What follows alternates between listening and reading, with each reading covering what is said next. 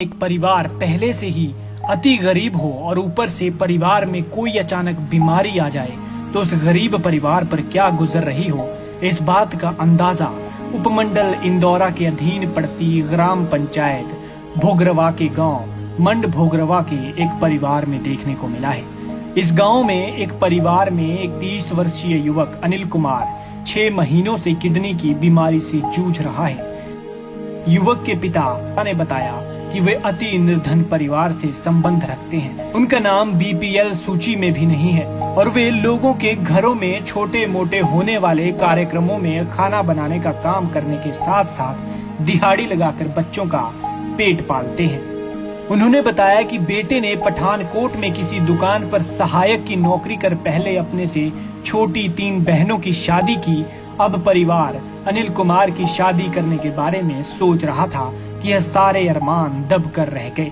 अनिल के पिता ने बताया कि फरवरी महीने में पठानकोट में ही अनिल को बीपी की प्रॉब्लम हुई और लॉकडाउन में पंजाब में न जाने के चलते उनका रहन के एक अस्पताल में इलाज करवाया, लेकिन कुछ फर्क न पड़ने के चलते उन्होंने नूरपुर के सरकारी अस्पताल में उनका इलाज करवाया और उस समय डॉक्टरों ने बताया कि इसकी दोनों किडनियां बीमारी से ग्रसित हो चुकी हैं।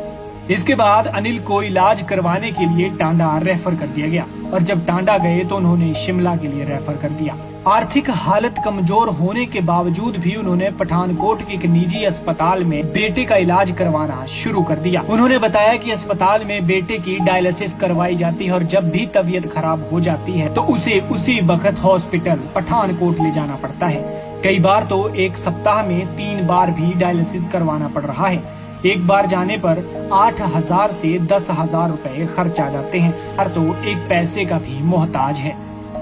गरीब का कहना है कि उन्होंने गांव के लोगों और रिश्तेदारों की मदद से आज तक 5 लाख से ऊपर रुपए का खर्च कर दिया है और अब तो आर्थिक हालत इतनी कमजोर हो गई है कि बीमार लड़के को गाड़ी में ले जाने योग्य पैसे न होने के चलते घर से 60 किलोमीटर दूर मोटरसाइकिल पर ही पठानकोट डायलिसिस करवाने जाना पड़ता है। हालांकि सरकार के नुमाइंदों को ये सब कुछ पता है, लेकिन बावजूद इसके किसी ने इस परिवार की सुध नहीं ली। किसी ने इस परिवार का हाल जानना भी मुनासिब नहीं समझा। आर्थिक मदद तो देना दूर की बात है। इंदौरा के विधायक से बात की गई तो उन्होंने भी दवाई के बिल भेजने की बात कही, जो कि गांव के ही पूर्व उप प्रधान के पास बिल दे गए हैं और आज तक उन बिलों को सरकार के नुमाइंदों को भेजने पर भी कोई आर्थिक सहायता नहीं मिली। क्या नाम है जी आपका? अनिल कुमार। कितनी उम्र होगी आपकी? 32। कब से बीमार चल रहे हो आप? मार्च महीने से लॉकडाउन से पहले से आज तक कहाँ कहाँ इलाज करवाया आपने? फतेहपुर, नूरपुर, पठानकोट, टांडा हॉस्पिटल, अजपुर, फिर पठानकोट बलदेव हॉस्पिटल, कनबर हॉस्पिटल। क्या कहते हैं डॉक्टर? किडनी में प्रॉब्लम है। अभी कहाँ इलाज चल रहा है? बालाजी हॉस्पिटल पठानकोट। कितने दिनों बाद जाते हो दवाई लेने के लिए? हफ्ते में 2 बार। कितना खर्च हो जाता है एक बार जाने से? 5,000 रुपया। आज तक कोई सरकारी मदद मिली आपको? नहीं। कोई सरकारी कर्मचारी को बताया आपने कभी, किसी को, विभाग को या स्वास्थ्य विभाग को या अपने विधायक को? विधायक ਨੂੰ ਬਿੱਲ ਹੀ ਜਿਹੜੇ ਦਿੱਤੇ। बिल कब दिए थे? ਉਹ ਤਾਂ ਮੈਨੂੰ ਚੇਤਾ ਨਹੀਂ। मतलब ये महीना का तो हुई है। आप कितने पढ़े हुए हो? +2। बीमार होने से पहले काम करते थे कोई? हाँ जी। कहाँ पर? पठानकोट गांधी चौक। आप क्या मांग करते हो सरकार से? मांग आप क्या मांग करते हो सरकार से? सर मैं गरीब घर का हूँ, बिल्कुल मतलब गरीब घर। मेरी कंडीशन बहुत माड़ी है। मैं 4.5 लाख रुपये ला चुका है। ठीक है, हुण मेरी कंडीशन बहुत माड़ी है। मैं अपना इलाज कराने वास्ते असमर्थ हाँ। सरकार तो यही चाहना है कि मेरी जिन्नी मदद होए की जाए। मैं गरीब घर दा। अम्मा जी क्या नाम ਤੁਹਾਡਾ? पुष्पा देवी अम्मा जी ਜਿਹੜਾ ਬੇਟਾ ਹੈ ਇਹ क्या लगता ਤੁਹਾਡਾ? मेरा पोता है जी। क्या समस्या है इसमें? कितनी प्रॉब्लम है? अम्मा जी कितने दिन तो बीमार ने? ये मार्च महीने से लेके बीमार ने। ਤੇ ਤੁਸੀਂ ਸਰਕਾਰ ਕੋਲ ਕੀ ਮੰਗ ਕਰਦੇ ਹੋ? सरकार ने तो सानू कोई मंग नहीं दी। ते कहते भी असां हुण हत्थ बन्नी के बेनती करते कि सरकार मेरी मदद करे, मेरा पोता राजी होना चाहिए कि सानू मदद दे दे सरकार। मेरा पुत्र बहुत गरीब है, बिल्कुल गरीब है, घर नहीं करा सरकार मेरी मदद करे।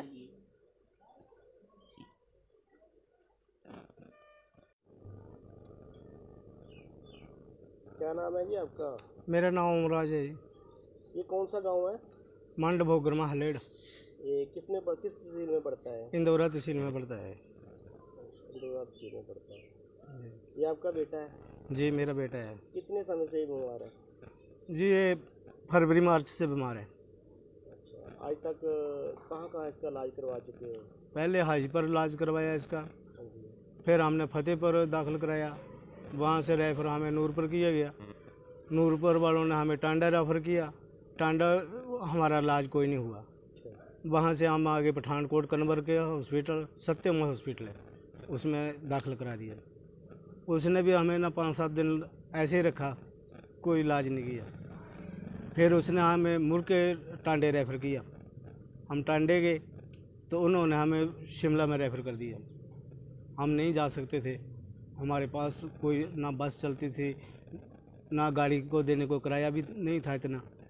एक मैं अनपढ़ आदमी हूँ, वहाँ नहीं जा सकता था, हॉस्पिटलों में पता नहीं लगता। तो मैं पठानकोट आ गया, दोबारा फिर कन्वर के हॉस्पिटल सत्यम हॉस्पिटल में दाखिल हुआ। फिर उसने हमें बताया कि आप बालाजी हॉस्पिटल जाकर वो कराओ डायलिसिस। पठानकोट में? हाँ जी, बालाजी पठानकोट में।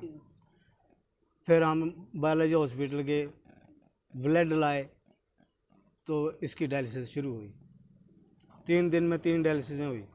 अभी तक कितनी डायलिसिस करवा चुके हैं इसको? 22 डायलिसिस करवा चुके हैं। कितना खर्च इस पर टोटल आ गया अभी तक? और मेरा खर्च जी कोई 4.25 लाख रुपया आ गया। आप इसका आपने कैसे मैनेज किया इतने पैसों का? कंडीशन तो आप मेरे पास तो इतने पैसे नहीं थे। मेरे गांव वालों ने मेरी सहायता बहुत की, रिश्तेदारों ने भी की। सरकार की तरफ से कुछ नहीं हुआ? सरकार की तरफ से हमें कुछ नहीं मिला। आपने कोई मतलब हेल्थ कार्ड बनाया हुआ है इलाज हाँ, के लिए? इलाज के लिए हेल्थ कार्ड आए हुए, हॉस्पिटलों में चलता नहीं है। किसी भी हॉस्पिटल में नहीं चला हो? देखो ये जहाँ जहाँ हमने इलाज कराया वहाँ तो चला नहीं। बीपीएल में आपका नाम है? जी नहीं। आप क्या मांग करते हो इसका? मैं तो सरकार से मांग करता हूँ कि मेरी कोई हेल्प की जाए ताकि मैं अपना बच्चा बचा सकूँ। हाँ जी, और समाज सेवकों के मेरे हाथ जोड़ के बेनती है कि कोई मेरी मदद करे और मैं बच्चे को बचा सकूँ। ठीक है, हम आपकी आवाज़ सरकार तक जरूर पहुँचाएंगे। खैर, पंजाब केसरी ये दुआ करता है कि जल्द ही बीमारी अनिल को छोड़ दे और अनिल अपने पैरों पर खड़ा होकर अपने परिवार के अरमान पूरा कर सके और उनका पेट पाल सके। पंजाब केसरी के लिए नूरपुर से संजीव महाजन की रिपोर्ट।